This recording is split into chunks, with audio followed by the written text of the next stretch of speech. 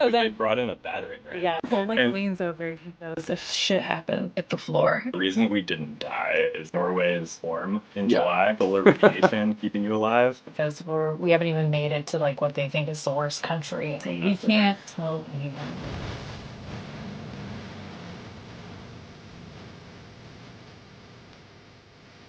Meet Cole and Cassie, two married teachers who spend their summers trekking the globe in search of wild adventure. In this three-part series, we're breaking down their most insane journey yet. It all starts in Europe, where a freezing mountain hike goes completely off the rails, and they get caught in the middle of a Berlin murder investigation. Before crossing into Europe's last dictatorship, Belarus, and then finally buying an old Soviet truck to navigate the stands. You won't want to miss this. So join me on the latest trip report. Cole and Cassie, thank you so much for sitting down and chatting with me about the wild trip you guys had. But before we get started, how many countries have you guys been to in total? Like individually? So I'm at 100. You're at 100? Yeah. I'm not yet at 50. I'm like in the 40s somewhere. Wow. And how many have you been on together? We just counted it up. It's like 10 international trips and then 35 countries. Wow. Yeah. And how long have you guys been together? Like 35 years? September of 2019. Yeah, so 6 years? 6 years, 35 countries, 10 international trips. Mm-hmm. And how did you guys first meet? Because, like, did you meet on a trip? That's kind of a funny story. So no, I mean, we met like on the apps like everyone does. Ah, yeah. But was it like our third or fourth date? I was like, do you want to go to Bolivia in February? Yeah, Cole was like, do you want to go to Bolivia? And I was like, because we both have February break, right, from school. And I was like, oh, do you think we should like try an easier trip first, like a weekend trip somewhere? And he was like, nah. And I was like, okay, we can go to Bolivia together. Yeah. Dive right in. That's literally what you said, I think. You were like, what's the point of doing like a weekend trip when you could just go on a bigger trip? And it's like the same thing. Yeah. But that was kind of your... I think like travel can be a litmus test. Mm-hmm. And like if we work out in Bolivia, then we'll work out anywhere. So yeah, let's just do it. So I take it Bolivia went well then. Well, COVID actually happened. Yeah. So Bolivia never happened. Yeah. So we still have never been to Bolivia. All these years. So Bolivia never happened, but you made it through COVID, which I think was a test for all of us, definitely. Yeah. And I'm sure teaching remotely was fun, or other F words there. Where did you guys just go? Because you guys just went on a whirlwind trip. Yeah, so we started in Scandinavia, flew into Copenhagen, rented a car. We were in Scandinavia for like almost 2 weeks, I think. Went through Sweden up into Norway. I have a buddy in Norway, so we did some hiking and camping with him. And then from Scandinavia, we flew to Berlin. And then from there, took a budget flight to Lithuania. And then from there, it got more interesting. We took a bus into Belarus. We were in Belarus for a week, and then from there we flew into Central Asia and did the 4 STAN countries. Which are? In order, Uzbekistan, Kyrgyzstan, Tajikistan, and Kazakhstan. Super easy to get to. Yeah. These are the places that most people think of when you're like, couples trip. Yeah. Let's go to the stands. Let's go. What was the inspiration behind this trip? Let's go back to COVID. Back to COVID. Okay. Back to COVID. So actually a month before we met, I was finishing up a trip in Southeast Asia. I was on a motorcycle in Laos for a week, and I was backpacking through Myanmar solo and just doing things that I never thought I could do. Mm-hmm. And then I was like, what's the next step beyond this? Yeah. Like, what's even further off the beaten track? What's a place in the world that I know nothing about and like most people know nothing about? And it's like all those countries that end in Stan. So caught somewhere between Europe and Asia, somewhere between like India and Russia. Like, I mean, nobody can put these places on a map. Right. And so I really wanted to go there. And it took a long time. It took 6 years, but made it happen. Well, you had it planned too for 2020. Sorry, yeah, I had bought a ticket into Kazakhstan that was, I think I was supposed to arrive on like the 4th of July in 2020.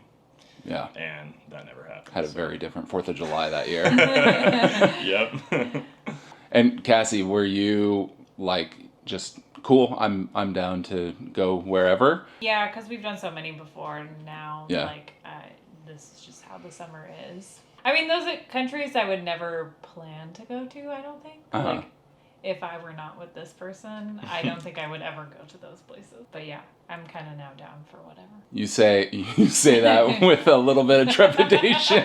Well, it's like, you know, I think of all the other countries we've gone to too. Like, Cuba is also a place I would never choose to go. Mm-hmm. But we went, and it was cool. I do like going to these places. I think they're fun. I just think it's funny that I would also never plan to go there. I just like fixate on places. Like I get hyper interested in like certain places, and I don't think she has quite that level of like interest. Sure. And so I typically choose the places that Well, we go. you kind of like ask me like what are my highlights, Yeah. and then you try to incorporate a trip that includes the places I Yeah. like to go. Okay, so that actually kind of leads me to one of my first questions about like the trip itself. Mm-hmm. Why did you go to Scandinavia? I mean, the Scandinavia and the stands are pretty different experiences traveling. Yeah. I think of Scandinavia, I think of like big cruise boats, and then the stands are like literally the middle of nowhere.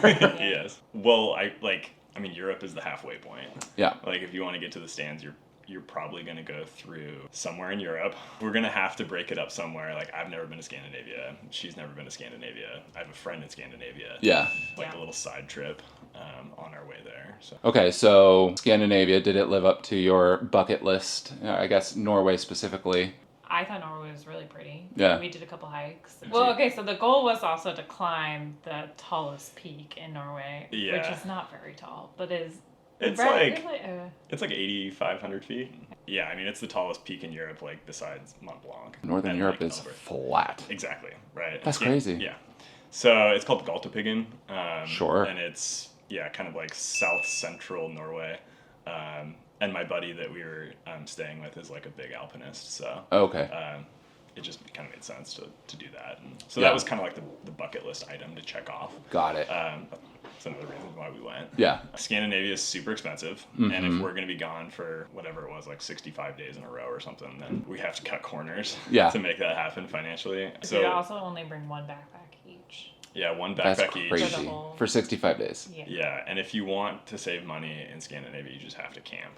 Like that's the only way to do it. Yeah. You have to camp and you have to eat like grocery store food. Yeah, so we did not pack camping gear, Yeah. but my buddy had camping gear. 'Cause he Sure. lives in Norway. And English is not his first language, but he's great at English. So we're going back and forth on WhatsApp. And I said, hey man, we're not going to pack any camping gear. We'll pack like warm clothes, but like you're going to have to do us a solid and get everything else that we need, including our sleeping bags. Yeah. And he's like, oh yeah, no worries.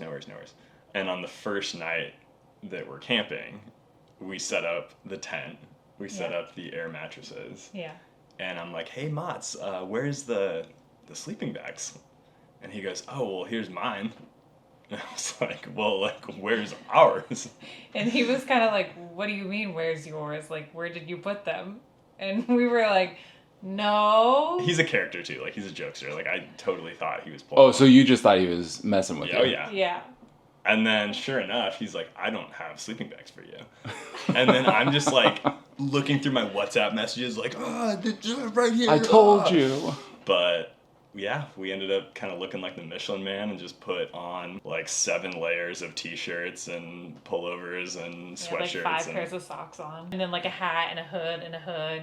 there's nothing left in our backpacks. Yeah.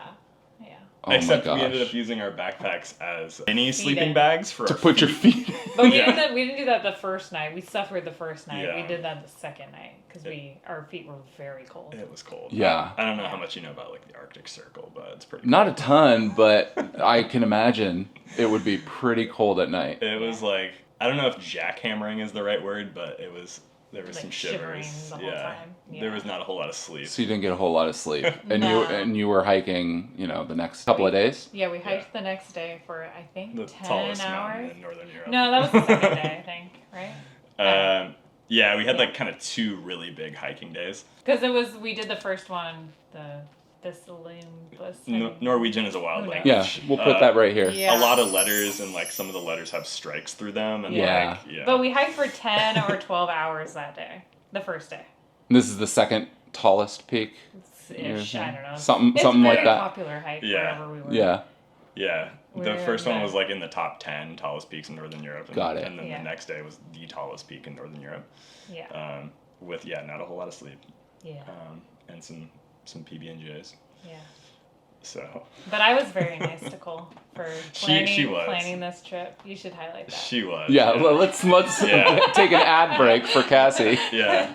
The patronizing Pat Yeah. was about all that there was, although it could have been much more forceful. Yeah, I could have been really mad. Um, I was really mad, but I was like, well, it's kind of both their faults, and I can't really be mad at Mott's because I don't really know this guy. And then like, And he got you a 10. and he got so. us a 10, yeah. and like, what do you do at that point? It's like 10 p.m. at night. There's no more hotels open. I don't know. I mean, I we don't were know. kind of in the middle of nowhere. Yeah. I mean, the reason we didn't die is like Norway is warm in July, Yeah. July because like the sun doesn't really set. So you get Oh, like so you- solar radiation keeping you alive. Like even at like 2 a.m, it's like kind of bright outside. Yeah. Yeah. Because if it would have been in like May instead of July, like Right. You'd be. Yeah. You might not be here. I don't know. Yeah. We wouldn't have this Yeah. conversation. Yeah. So we did it for 2 nights, and then the third day, I was like, we got to get a hotel. Yeah. Yeah. So We're we not doing it blew again. the budget for like 1 day, but Yeah. made it up on the back end. But did you end up making it to the top of the mountain? That's another thing. Oh. Well, okay, so we did it the first day. It was like a 10-hour, 12-hour hike. Yeah. But then the second day, our tent broke, so we also spent 2 hours doing that before we went to bed again without a sleeping bag. And then we started Galtapigen. Well, I started Galtapigen, I'll say that. And then about a third of the way up, I was like, I'm not having fun. This is horrible. And I haven't slept in 2 days. Yeah. So I turned around and they continued on. Yeah, it's like, I mean, it's beautiful, but Sure. it's also like 45 degrees Yeah. for 8 hours. Like it's the tallest peak. And it's like Yeah. snow. You're Are you- going in snow too, and we didn't have like proper snow hiking Yeah, like boots. crampons and yeah, all you're that. following like a boot pack, and it just gets really like repetitive, Yeah. and just really difficult. Like, Yeah. And then the so little sheep are doing it alongside of you, which is kind Yeah. of cute. So like as I was hiking down with a herd of sheep, and I was like, "Come on, flock." yeah, That's awesome, It was kind actually. of cute. And then I would like go bye, and then bye back at me. Yeah.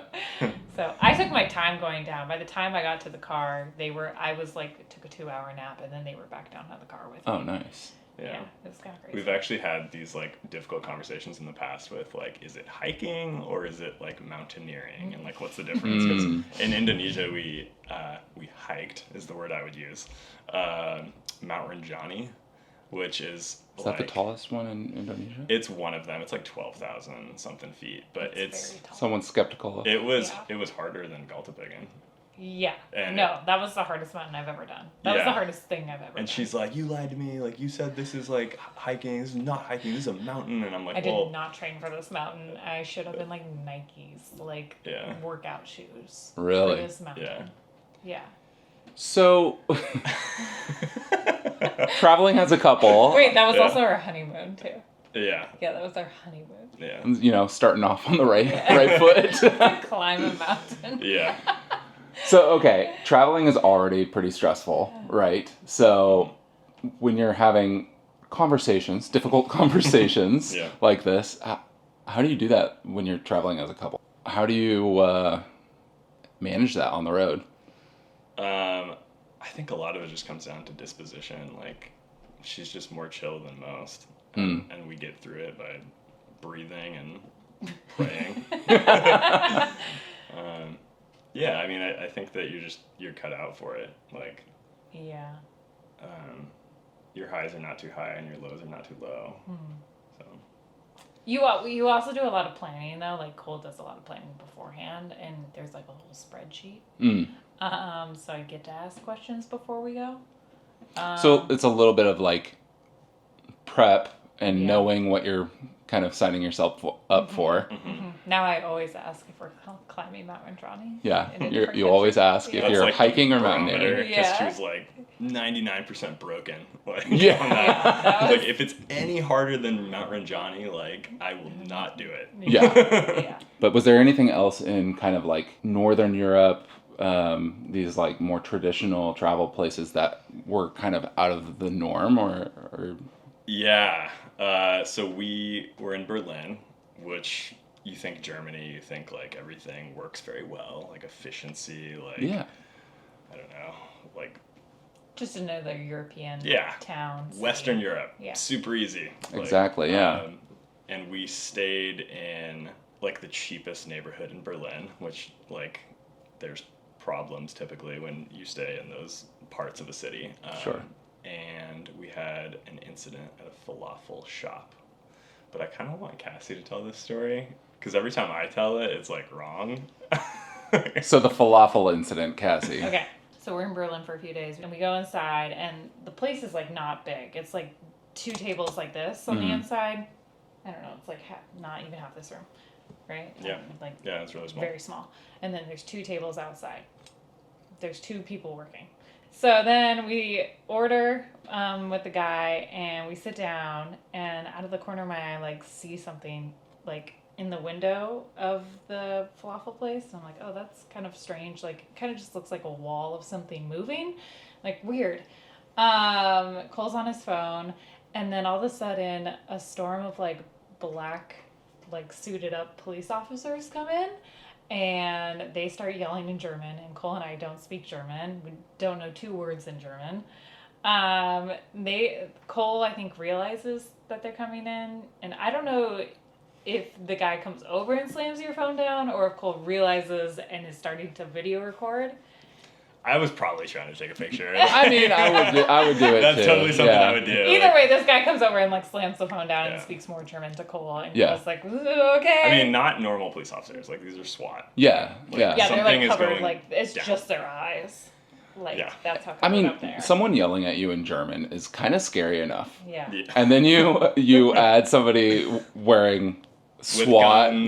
with Yeah. guns and stuff. Yeah. I'd Full be possessed. shitting myself. Yeah. So I'm like, oh my God, like my mind's like racing. I'm like, oh my God, we're like in a facility. They're laundering money. There's drugs in the back. Like, what's happening here? This is crazy.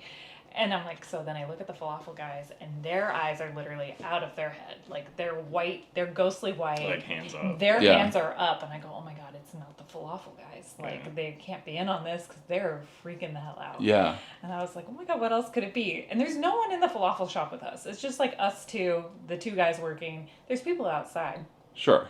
So then the SWAT people surround the outside so nobody on the sidewalk can go past or forward, or they can't move. Like, even the people that were not eating falafels Yeah. are like now stuck. And I like had enough time to like count the like how many people there were. Cole doesn't believe me, but there was like 20 officers there.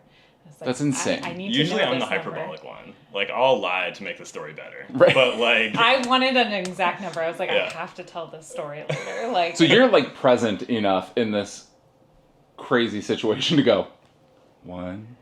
yeah, I did really, but like, yeah. well, it wasn't a quick thing. I mean, we were, like, under, like, lockdown for probably 10 minutes. Yeah, 20 so minutes. then this other guy comes up to us and is like speaking to us in German. We're like, oh, English, we're Yeah, tourist. Yeah, and he's like, oh, okay, hang on, and we're like, okay. So we're just like sitting there, and our hands are like this on the table. I think we're like not allowed to touch anything. They brought in a battering ram. Yeah, they brought in a Because there was, ram. like, a bathroom, and this lady in the bathroom was, like, freaking out and, like, had locked the bathroom. And then they were like, get out. And she's like, well, no. And then they're like, okay. And then, like, and while they're battering down this door, like, I've seen enough stuff on Instagram to Oh know yeah, that, like, you're right. the bullets are going to start flying. Yeah. Right? There's Yeah. somebody behind that door that doesn't want to be found. Right. Cole like And- leans over. He goes, "If shit happens, like hit the floor. 'Cause Yeah. there's Yeah. not enough room or time to escape. There's only one Yeah. exit." Yeah. I was Like, like- I'm not trying to, like, catch a stray bullet. Like, No. Yeah. And I was like, okay. And I was like, no one's gonna believe us. Like, No. how did we walk into this? It's like an alternate movie set reality. Like, we entered Breaking Bad. I was like, this is. I mean, yeah, wild. it felt like we were extras on a movie set, but like we didn't sign any paperwork to be extras Right. on a movie Yeah. set. I didn't sign up for this. It was unreal. Yeah. So then this guy comes over. That I said Breaking Bad because this guy reminds me of Hank from Breaking Bad. Doppelganger. Yeah, Yeah, like the bald literally- guy. Yeah, Yep. small, short, bald guy. Like stocky, Yeah, like kind of stocky. funny. Like, Yeah, and he literally comes over. He goes, "Okay, English. So, I'm the lead detective for the homicide unit of Berlin, and we're investigating a phone that we've been tracking since the murder scene, or like at the murder scene. And this phone has pinged to this location. So we're gonna need to check everybody's phones." And Cole and I are just like, what? Excuse me? Yeah, like what? He's like, so just sit tight, like we might need to check your phones. And we're like, okay. I promise we flew in like 3 days ago. Yeah, I didn't kill anybody. Yeah. I was sleeping in Norway, freezing my ass off. Yeah. Yeah. I'm like, I want my lawyer. Oh wait, I don't know if they. Is that a right? Is that a thing? I don't Yeah. know the German Constitution very well. Can you look at my phone Yeah. legally? It Yeah. was as a social studies teacher, it's pretty interesting to like be in that situation. Oh, yeah. Yeah, and like I don't think we're supposed to be talking, but everybody around us is talking because they have now new investigators coming in. There's like new people with clipboards and bulletproof vests and whatever. Eventually these two ladies sit down next to us. They start scribbling on their paper, and then they like bring a guy in from outside. And Cole doesn't even remember this part, but like they bring a guy in from outside, they take his license, and they're literally copying his license right next to us. And then this other guy comes, and he has a Ziploc baggie, and then he materializes his phone. I have no idea where this phone comes from, if it's coming off this other guy. Yeah. And he takes the phone and he puts it in the Ziploc bag, like evidence gathering, like literally. It's the phone It's from like the right here homicide. happening in front of us. And I was like, Because oh my there's god, like it's the there's phone, two it's the tables phone. in this falafel shop. We're at one, and then like the detectives have commandeered the other one like right next to us. We Yeah. get like a front row seat to this. Oh my god. Yeah. And then, like, as soon as that happened, German Hank comes Yeah. back to us. And he's like, okay, you're dismissed. You can go now. And we were like, okay. And so then we got up and left, but, like, there was no arrest. Like, there no handcuffs. Part of me is like kind of invested though. It's like I Yeah. want to see this thing through. Right, Yeah, yeah. I haven't we're even like, got my falafel yet. yeah, and then we walked away without our falafel. The next Yeah. day we went back and we're like, well, we got to go back. Like, Yeah. this is our falafel shop now. We will not let them take it from us. But yeah, we have no idea what happened to the guy.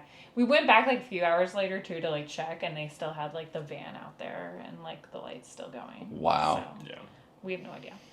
Yeah. And then I was like, hey, don't tell your parents about this. Don't tell your mom, because we haven't even made it to like what they think is the worst country on Right, this trip. yeah. Yeah. I was like, your mom thinks we're safe in like Germany. Right. So Yeah. like we Don't can't ruin that we for can't her. tell anyone.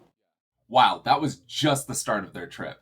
They still have to go through Europe's last dictatorship, Belarus, before driving thousands of miles across the stands. And if you can't wait to see part 2, click here now. I'll see you over there in a second. Thanks for watching.